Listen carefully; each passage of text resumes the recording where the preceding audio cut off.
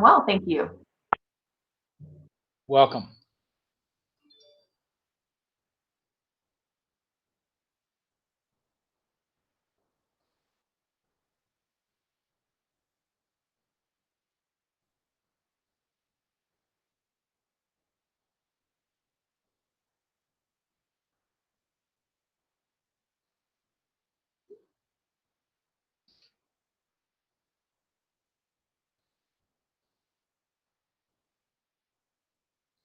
Got just a couple of minutes, waiting for others to join.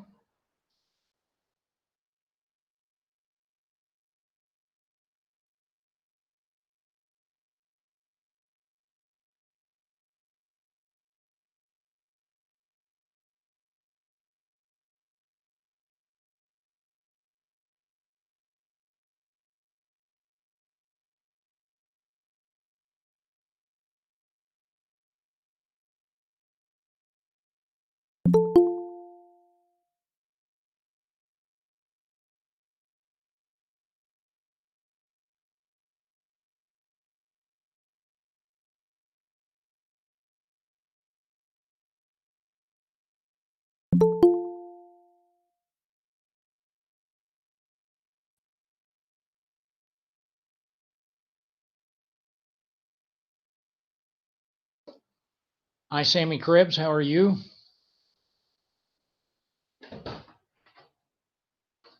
Randy Esters, how are you?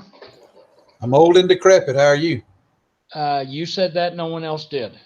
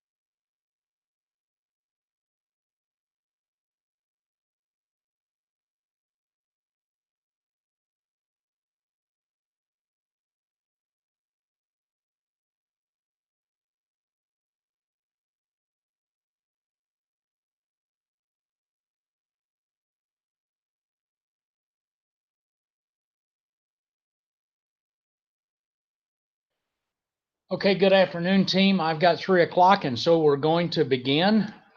We have a number of folks on with us this afternoon. The chair, Joe Willis, will not be able to join us. He may jump on later. He's got a pressing issue at the Economic Development District. He asked for your indulgence, and we'll try to join a little bit later. Also, Scott Flippo is in a committee meeting in Little Rock. The senator will not be able to join us, and Representative Ron McNair will pop out of a committee meeting in Little Rock and join us here in just a little bit. So with that, I think I'd like to go ahead and our mission, of course, is to ensure that we focus on reopening our community the best we can. Here's the list of participants in the agenda that we'll go through today. Ron is not with us, and we're going to start then with Vince. You and Sammy are up. Thank you, Bob. I know there's a series of slides I presented to you. I understand you're short on time today, so I want to just send a couple of messages. First of all, I'll open this meeting the same way I opened the Rotary meeting the other day. If you're sitting within 6 feet of someone and they are wearing a mask, you should thank them for caring about you. We are experiencing significant increases in the number of COVID cases in our region. I have data comparing July 19 to July 25. And in this data, Boone County saw a 40% increase in cases. Newton County saw a 418% increase in cases. And I'm sure that if you watch the news at all, you are aware that the folks at the Newton County Nursing Home are having a rough time right now. They have a large number of patients down there that are positive. They have a large number of patients that are symptomatic. We have been at the hospital. I'll ask Sammy to give you some detail about what we've been doing, but the Cliff Notes version is we've been providing them personal protective equipment. We've been providing nursing education. We've been providing our physicians to do supportive consult to the nursing staff. We have worked with the state to try to get them more assistance. We've worked with the state, the executive director of the Nursing Home Association, to try to get more assistance for the nursing home down there. We all have a vested interest in that being very successful down there, because if the nursing home is not going to be able to care for those patients are going to be in our hospital. So we're doing our best to provide the appropriate protocols so that those patients get the right care in the right location. We are just now experiencing what many of the hospitals in our country are experiencing. We have had positive inpatients, several. We have had COVID deaths. We are at the present time experiencing this growth. I have not seen the numbers today. I did not get a chance to see the governor's press conference. I would presume the governor was expecting to have a drop in cases based on his 14-day-old executive order for masks. And as you guys are certainly aware, when you go to the community or go to Home Depot or go to a store here, the only ones wearing the masks in there are folks in the hospital, probably. I mean, there's just not any compliance. So I think that we're going to be experiencing a continued growth in these cases. And the numbers that we also have is that the largest section of individuals by age group that are sick are the 25 to 44-year-olds. Age statistics are as follows. From 0 to 17, 12.5% of the cases. From 18 to 24, 13.7% of the cases. From 25 to 44, 36.3% of the cases. 45 to 64, 26% of the cases. And 65 plus, 10% of the cases. But please keep in mind that 75% of the deaths are occurring in the population of age 65 and above. So current scientific advice from the CDC is that if you wear a mask, you can limit the spread of this disease. Some people from the CDC are saying we should be wearing goggles. Well, I'm not sure that's going to catch on if we can't get the people to wear masks. So at this point in time, our message to the community is if we want to avoid another shutdown, we need to be wearing masks. The healthcare industry cannot survive another shutdown without significant financial assistance from the federal government. Some of my slides that we had in a presentation, which we can do later, indicate that the awareness, the American Hospital Association did a survey through an organization called the Coalition to Protect America's Healthcare. And they did this survey between June 25 and 28. And the summary of the survey is that there's finally an awareness in the general community that hospitals have value and that hospitals don't necessarily have all the things they need based on the rush to supply every hospital in the country for this pandemic. So if I haven't said it before, wear a mask, stay 6 feet from your friends. If you can't stay 6 feet, wear a mask. There's a repeat theme there if you gathered. I'm going to turn this over to Sammy for a minute, and she can provide you some more detailed information on what we're trying to do to support our community and what we're trying to do to support the folks down in Newton County. Sammy? Thanks, Gist. And Sammy, as you start, should I just flip through these slides or just go to that's the survey we talked about. It's okay. Okay. We don't need to use those. All right. We'll just stay right here. Thanks.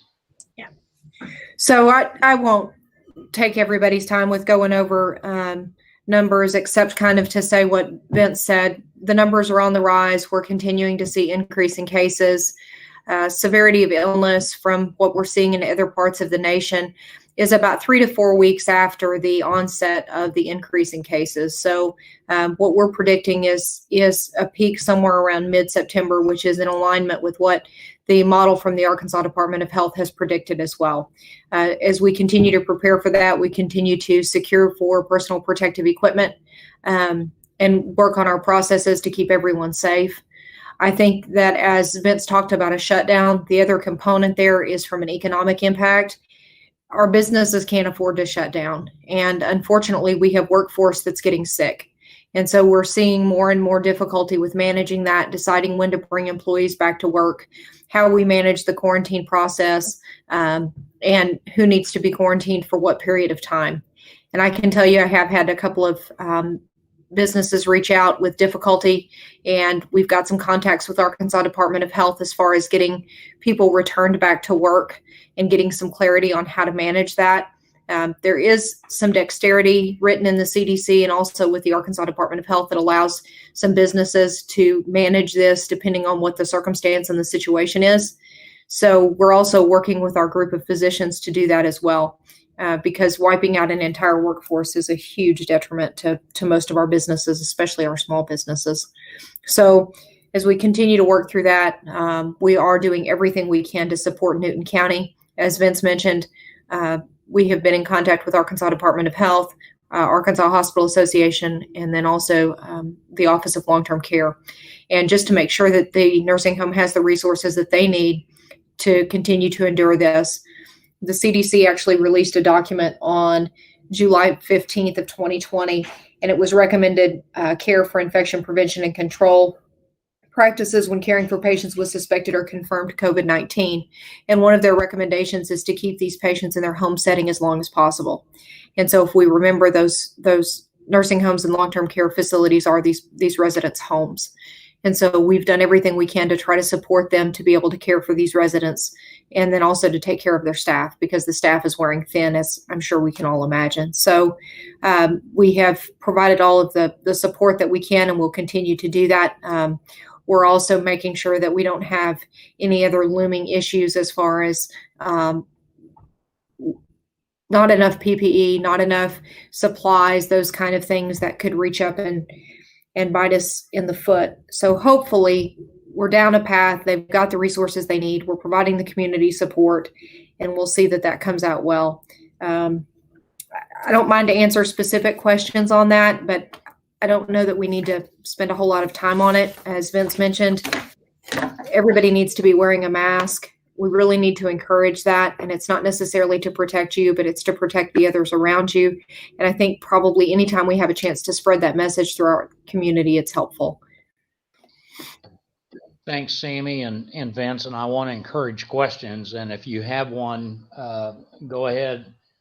But I want to offer one to the entire group, just a statement more than anything else. You heard both Vince and Sammy talk about PPE and the probable need to ramp that up in mid-September, something I don't think that Dr. Pratt or Dr. Esters wanted to hear. But if there is a need for PPE, please let me know, let us know here at the chamber. Certainly let Sammy and Vince know as well. And we can connect you with several vendors that have been very supportive of our community and those PPE needs. So I just make that offer again. Please let us know.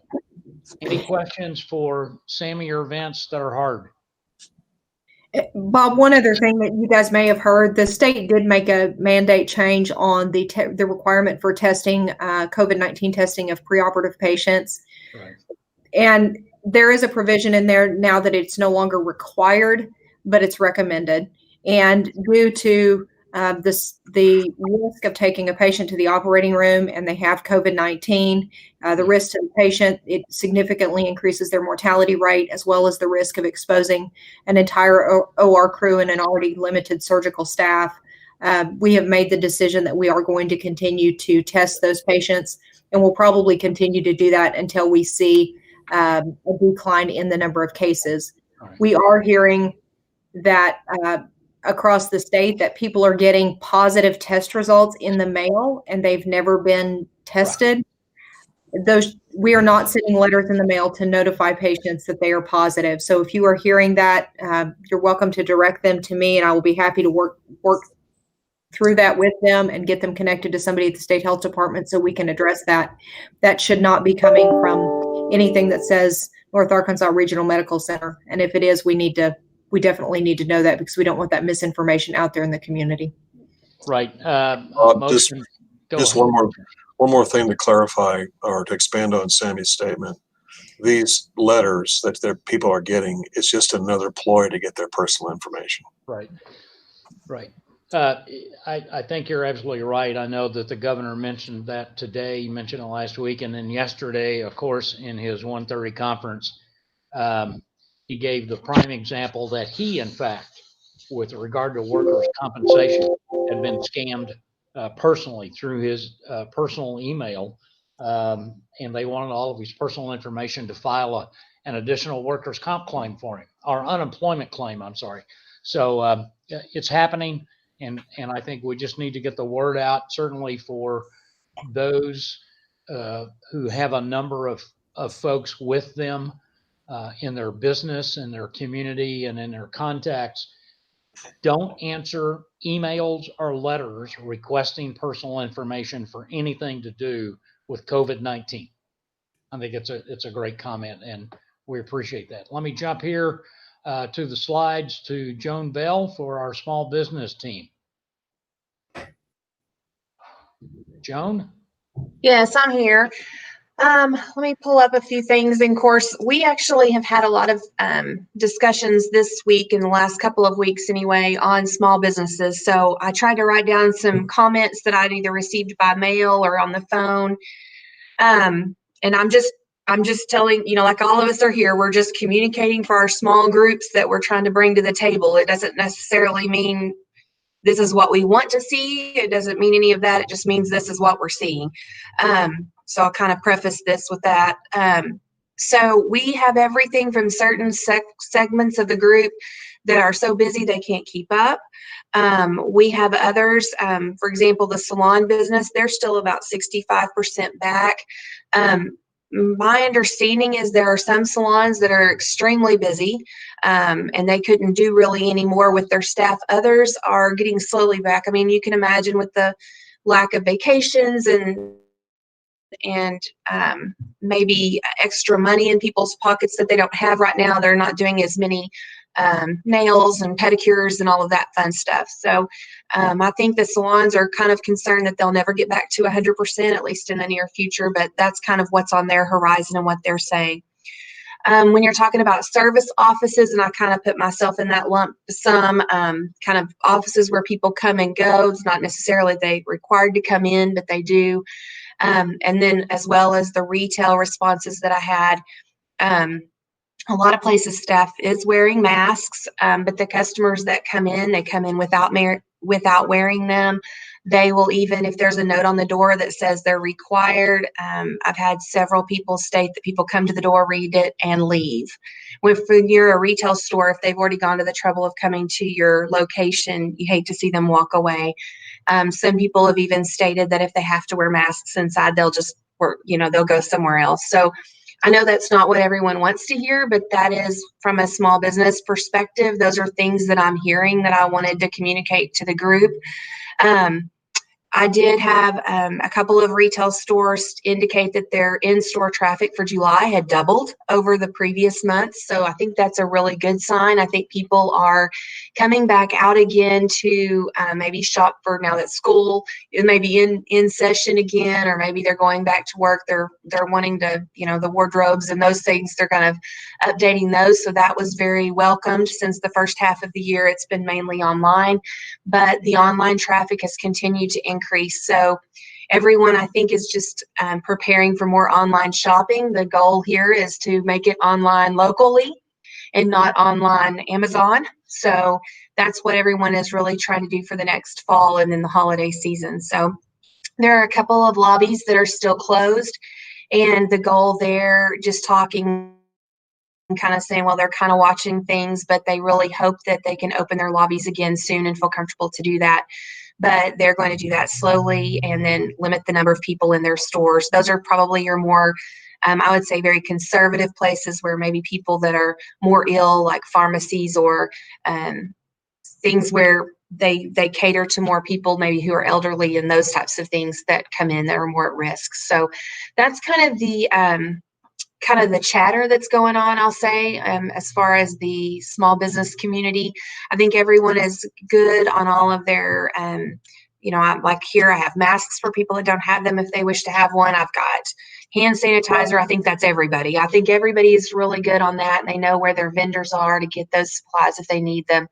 I think it's just a matter of trying to balance I do need customers, so I need people to come in the door and purchase my things that I have here, but I want to be safe as well. So it's just a balancing act.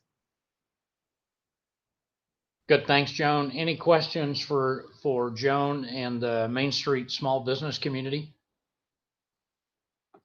Okay. If not, let's jump to Jimmy Lewitt and Joe Olson. And we've got here just the continued information for our large prime businesses that's available. So Jimmy, you're back from vacation. You want to go first? Yeah, sure. I don't know that I have a whole lot new to report. We do require face coverings in the plant. It's not optional. It is different in the community when you go out, definitely. I will say that I was in a central part of the state a little bit over vacation, and it looks completely different down there. I went to a Walmart and there was not one person in there that didn't have a face covering now. I went to a couple of other businesses, and there was someone outside the door. If you didn't have a face covering, they gave you one. So it was different. The compliance was good. We're just trying to keep everybody here within our plant healthy and safe, one, but keep the plant working. We have continually about 5 to 6 people out awaiting test results of probably of a spouse or someone else within their family that they've been exposed to. And if the number of cases in the area continue to go up, the more folks that we'll continue to have out, and it keeps us from serving our business, serving our customers, and keeping our doors open. Yeah. So that's all. Jimmy, have you had any increased protocols from corporate that would affect the plant? Or are they the same ones that were in place about 60 days ago? It's about the same stuff that was in place 60 days ago. No Nothing's really changed. We've been following the same protocols. At one time, face coverings were optional. If I go back when everything first started, now they're not optional, and we really enforce it. And sometimes it's tough to enforce it, but we do enforce it. It's Good. required. Okay, thanks. Joe, what do you have for us from FedEx? No real updates, Bob. Protocols remain in place not only in our Harrison office, but throughout all of FedEx. Those protocols are not optional, social distancing and face covering. So status quo. Thank you. Okay, very good. Question for the two of you. We have seen a lot in the last 7 to 10 days. We've seen a lot of now hiring signs go back up. You know, and on one side, that's tremendously good because that means that there are no longer layoffs and furloughs from COVID. Have you seen any increase in applicants? In fact, this is for anyone on the call. Any increase in employee applicants since the $600 a week went away 5 days ago? No, we're not seeing it. And we're struggling, Bob, to get contractors to come in. Wow. Okay. All right. That's pretty amazing. We kind of thought that we might see an influx of the folks coming off of the unemployment when that $600 went away, but I think that's it's good to see the signs back up again. And I hope that we can fill some of those positions. I think a lot of people are scared to return to the workforce for fear of their health or fear of taking something home or that type of situation. Okay. Bob, I will say, this is Joan at Shelter, and I will say that I've had an increase in the number of people calling asking if I'm hiring. From just them telling me, because they're very honest people, I suppose. They're saying, well, I didn't think you were. I'm just going to write your name down. Can I call you next week? Okay. So I guess they're honest. I appreciate that in some ways, but I have had some people that have officially been laid off. I had a lady in here earlier today where I guess Branson, a lot of their ticket, where you would go in and they would book your ticket. A lot of those larger ones, they did an official furlough. They're not just on furlough anymore. They've actually severed the ties, and so they were all very. There was some sadness there. Some people that have worked a really long time. They're looking. I think that point is worth noting. It was yesterday that the Branson Chamber announced through their Convention and Visitors Bureau that there was a furlough of 500 plus employees, which is not really expected. It just came a little late. So, all right, thank you. Let's jump to North Arkansas College. And Dr. Esters, I left this up assuming that it is still correct. Yeah, we're still under this plan. Classes start the 17th of August. We'll be reviewing this Tuesday along with folks from the hospital, folks from the campus, and some of our board members to see if we need to modify or tweak this reentry plan. We're like everybody else. We're real nervous, watching the governor, watching the numbers go up, and we just want to do what's best for our students, our employees, and our community. So, but as of right now, that plan is still in place. Good. Okay, sir. And Dr. Pratt, before you jump on, Representative Ron McNair just joined. Ron, do you have an update for us from Little Rock?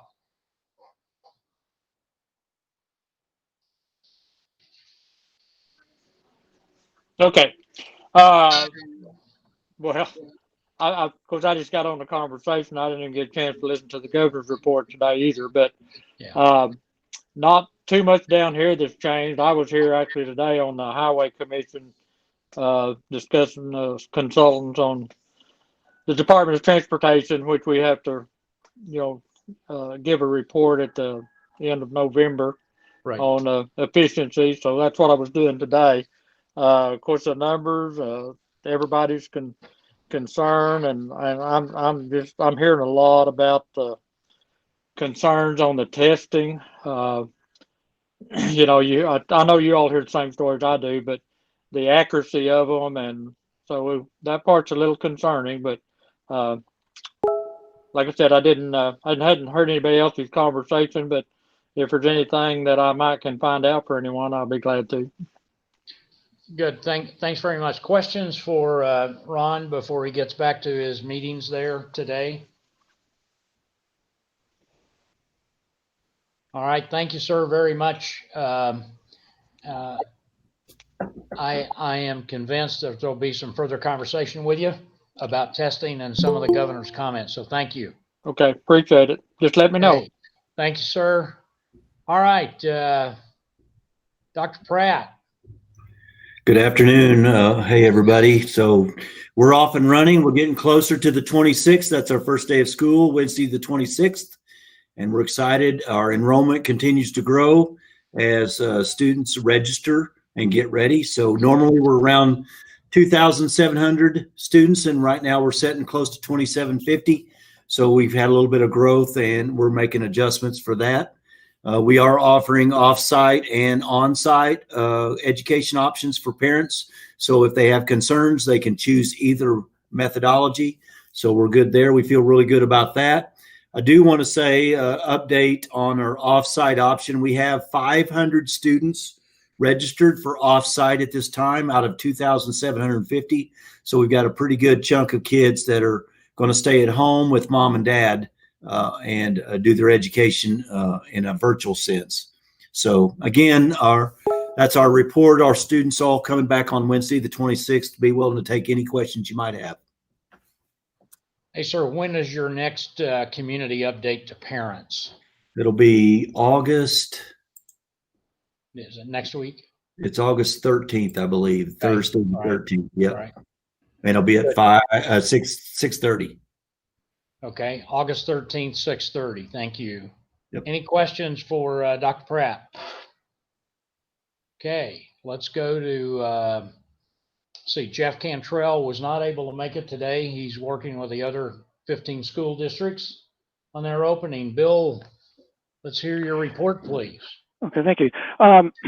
Spoke with Pastor David about what's happening within the churches, and he basically was saying that they're moving forward, but they're being extremely cautious.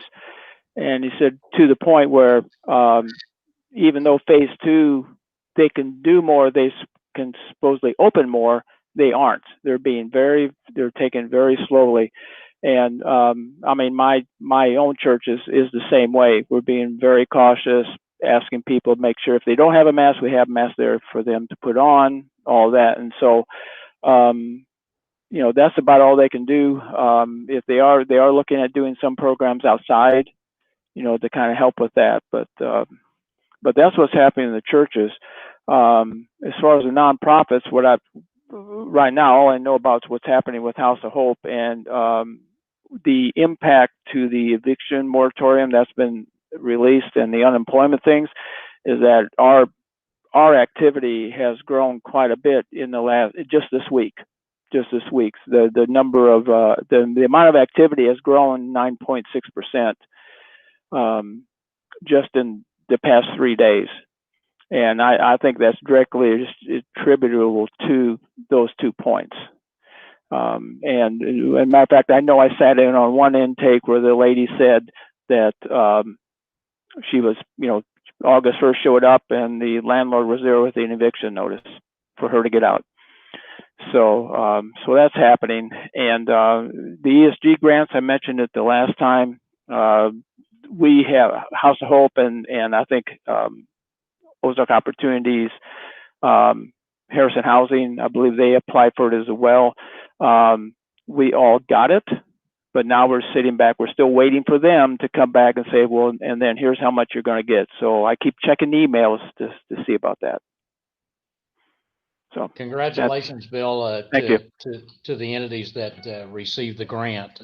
That's certainly going to be helpful. Any questions for Bill in the nonprofit sector? Okay, the tourism subgroup, I do not Matt is coming on now. And Matt, are you on now?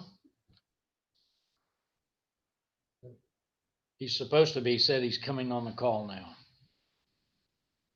So, yeah, any second. Let's go on and then let's pick up, you're in, Matt?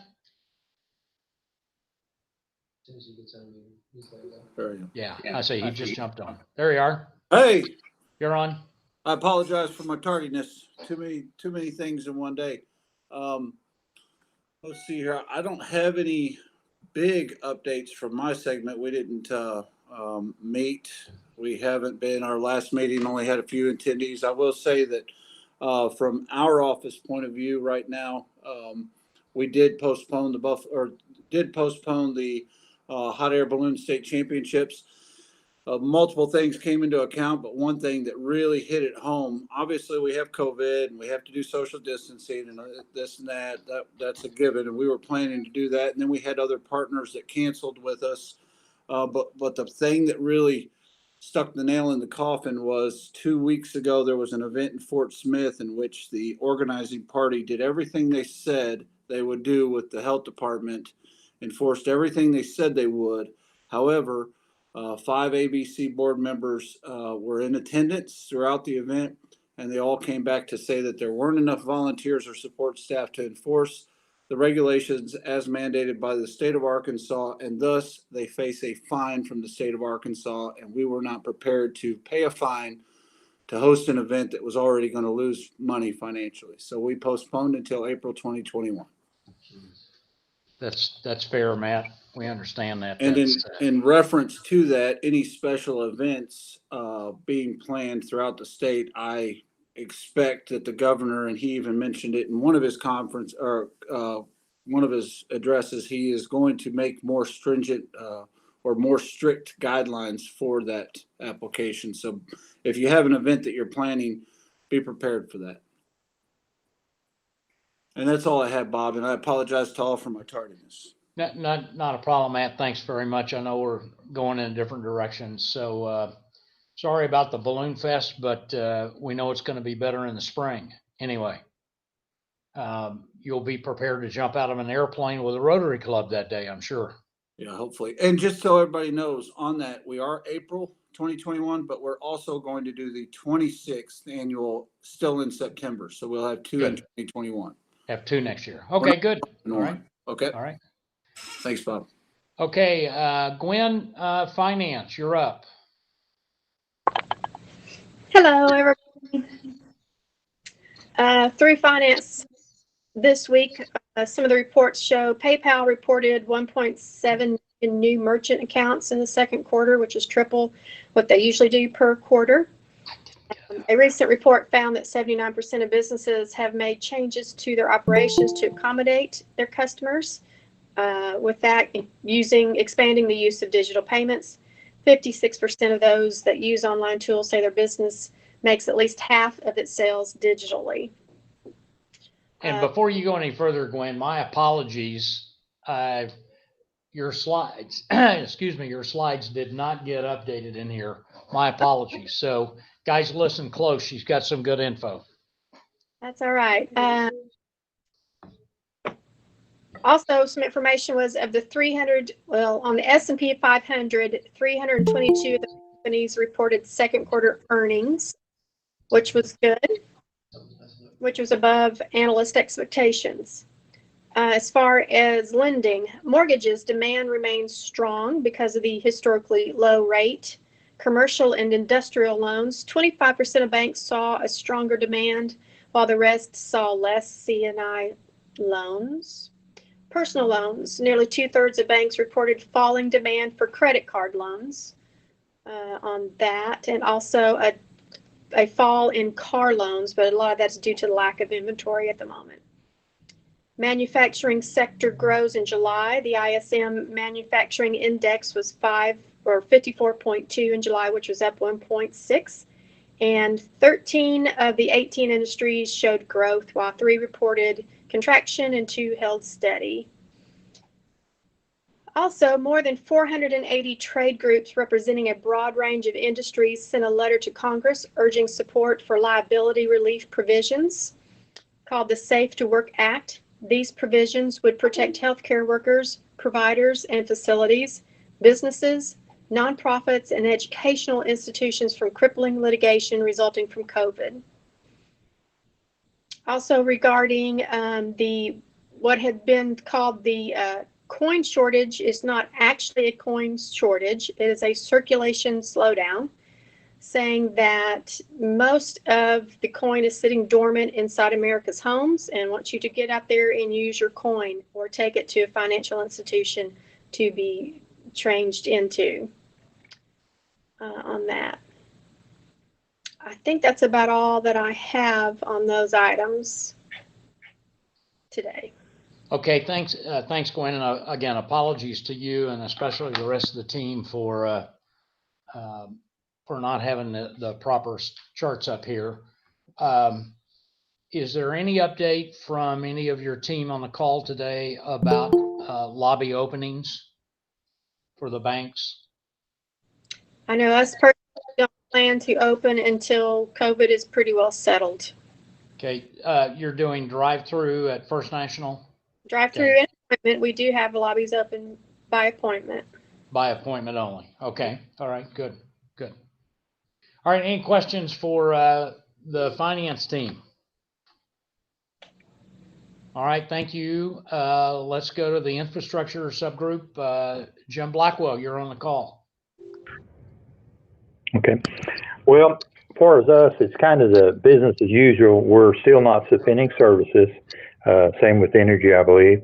We are customers that's getting behind. We're reaching out and trying to encourage them to set up payment plans. We're working with them. We're working in our office trying to get it where we can bring some employees back into the office, getting some cleaning people coming in and trying to bring some office staff. But really, business is normal. Interesting we posted a job here in Harrison, and within 2 weeks, I had like 160 applicants, and we had to shut the site down. Wow. So there's a lot of interest real quick and on it. And I just posted one in Baxter County, same way, and within 2 or 3 days, we're up to 67. So there are people out looking for work right now. And that's about all I have. Okay, Jim, that's thank you. That's encouraging. Any questions for the infrastructure team? All right, let's jump to the government subgroup. Mayor Terry Crow, you're on the call. Can you hear me now? Yes, sir. Loud and clear. Okay. Well, I do have some great information. After posting the signs on our window or door there at the city, the report is that most people, I mean, like almost, I can't say 100%, but one of our employees said there'd been 1 or 2 people come in that didn't have a mask on. But besides that, by and large, most of the folks coming in are wearing masks. So, you know, for a small community, that's working for us, it appears. Good. And haven't heard any complaints, didn't get any feedback on any complaints. So that's all I have, but I thought that was encouraging. I think, Terry, you're right. It is encouraging when you can get, you know, you've got a really rural-based community there in Valley, so that's encouraging to get that out. Thank you. Okay. Mayor Jackson, are you on the call? He may not be. One thing I know that he wanted. There we go. There you are. Yeah, thanks, Bob. I think when we all thought it couldn't get any worse, it got a lot worse. I think you all know what I'm referring to, and that was the video that about 10 days ago was launched. We immediately, and I say we, there was about 20 individuals from the city. It included Bob and Melissa from this call and others that immediately met last Monday night. And we tried to come up with some plans and things to do. One thing we realized we needed to get an immediate statement out from Bob, myself, and Judge Hathaway. We did that. As the week proceeded, about Wednesday, I think I realized a little bit more about really what took place. On Monday, we were just so disgusted with the remarks, and we still are. but it was really about Wednesday when it occurred to me that it was a hit job. And the more we looked into that, the more we realized it was even a lot worse than we thought on the filmmaker's part. So at that time, Thursday, I felt I needed to send something out to the city, which I did. I think Friday we sent a letter out. In the meantime, we started the city office and we started receiving calls immediately, emails, hate calls from all over the country. Because as you all know, this video is everywhere. It's everywhere. And it's going to get worse, I'm told. Come Thursday, we enlisted a PR firm. I think Bob reached out and did that. Yeah, Bob, he said it was fine to share that. And they have been a great help. We are meeting at least once or twice a day right now. We've got action plans that we are going to put in effect. And I say we, it's really narrowed down to about 7 of us. Bob, Melissa, myself, Kevin, Cherie, Lane, a couple of more, Bob, if you can think who's involved there. And yeah, the PR guy. So we have some really good action plans that are going to take place next week. I have personally tried to respond to all of the emails. My girl here, Christine, has gotten a lot of hate calls, and it's been really difficult on her. So we've entered some territories that we've never been in before. We're told that this video is going to do a lot more damage than it has right now. We were really concerned about the business climate. And, we have several people looking at Harrison right now. And when they see this video, will they change their mind? One thing I wanted to mention, especially to Bob, I had a phone call with Samson Pinner, the owner of the mall today, and he assured me, well, he saw it. He says it's on several news outlets up in New York City, but he also assured me that he had heard nothing from any of his potential clients that were looking at mall space. So, and he hopes to have something to release soon on JCPenney's. But with that, all that being said, I think I've covered about everything. I mean, we could talk about that forever. This person that did the filming, that was his intent, come here, get the goods. And he starts a GoFundMe page immediately. He does this everywhere he goes. And they'll put out the GoFundMe page with nothing but lies, that's saying, no, I got to have money for this. And in Harrison, it happened to be to get a defense attorney because we were going to sue him. Well, of course, that wasn't true. So any questions regarding the video that maybe Bob or Melissa or myself could try to answer? Before anybody jumps in there, you might want to mention the great news we had from the unnamed citizen who paid all the past water bills. Yeah, we've had a lot of great news. You guys may have seen that in the paper. Somebody jumped up with 15 grand to pay that. We have actually gotten rid of all the geese down at the lake. I can't see how great that is. So it goes on and on with good news. Of course, Johnny Morris, the big good news of the day. So, there's so much good news, but this doggone video, it dampens everything we do. Yeah. Any questions for the mayor? Okay, I don't believe, thank you, sir. I don't believe that Judge Hathaway is on the call. He's still recovering along with his physical therapy from his surgery about 10 days ago. We wish him well, but the mayor and I had an opportunity to sit down with him last night. He's looking good. So unless there are some other comments, and this is where we do a round robin real quickly, remember that COVID-19 is not a public health issue, nor is a pro-business issue, but it is both. We're very serious about it. I think we're fortunate. There was a good article on KY3 yesterday afternoon. Luke Feigert, the city CFO, talked about the sales tax increase for the city of Harrison. It's remarkable that we're we're ahead of where we were last year. And as Luke alluded to, that's to probably the online sales tax that went into effect last fall, as well as the folks that stayed home and shopped local. That's powerful news for our business community. Really great. And we're excited about things like that are getting us back to a recovery mode. We've got some unknowns out there, like the college and the schools opening.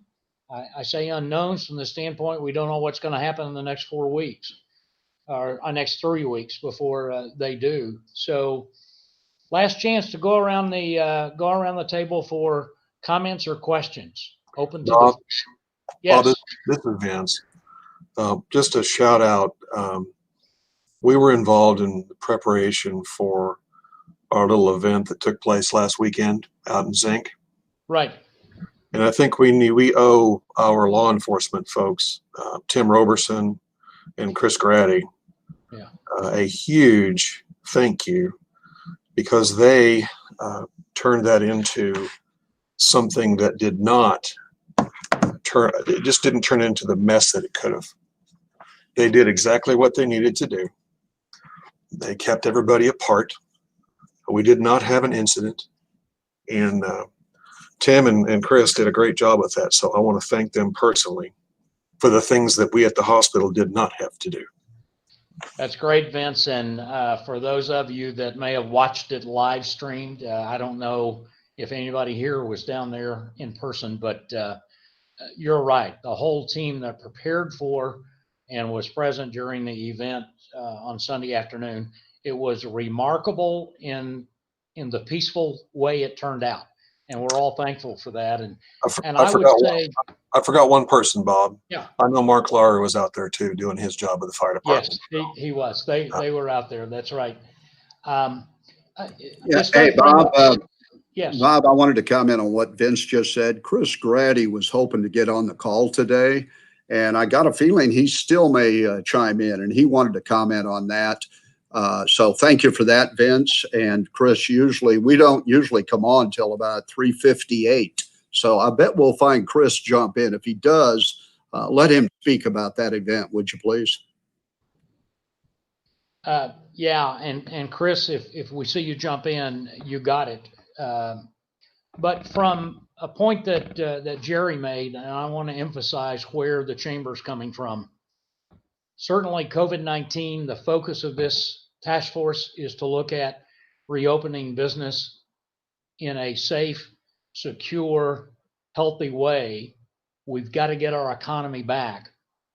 But the impact that the viral video from last week has had on our economy is serious. As Jerry mentioned, we are presently courting 5 national brands to locate to Harrison. I've reached out to all 5 of those, and yes, I've received a response from 3, good to go. But it's something that we're very sensitive to. People on this call, your businesses, your brands are important to us. We understand the negativity that something like the video can bring. I would just, as we made in the statement last week and in my op-ed in the Harrison Daily Times yesterday, we are taking, I think, giant leaps forward with the realization that there are issues, and we are aggressively reacting to them. And there's more to come in that, as Jerry alluded. So know that this is an economic impact to our community. Gwen? Hey, Bob. Yes. On that, Scott and myself, whenever we've seen something as far as regarding that video and the comments starting, we have gone in and just put in the comments the link to the task force, which lists so much accomplishments of this community. And whenever that's been, we've had very good positive response of people going, oh, there's the other side of this. Right. And it's been very positive to do that. We don't have to do a whole lot of talking. We let that speak for itself, and also what the city posts on their site, and just to encourage people to do a little more research on Harrison, rather than what they're seeing with the video, and it's worked out well. I think that's great, Gwen. The small group that Jerry mentioned has got a couple of hashtags that we're rolling out. One is hashtag We Are Harrison, and the other is We Stand with Harrison. So I think those two comments are on point for the entire community and directly affect our business. So we appreciate it. Okay, last chance before we wrap this up. And since Chris didn't make it on, we're going to make a point of having him here with us next week, Jerry. Okay. 2 weeks. 2 weeks or next week? I'm sorry. Thank you. I was corrected. We'll meet in 2 weeks, not next week, and everybody will get an invitation to join then. Thanks very much for your time and effort as we work together to make this thing go away. Thanks, guys.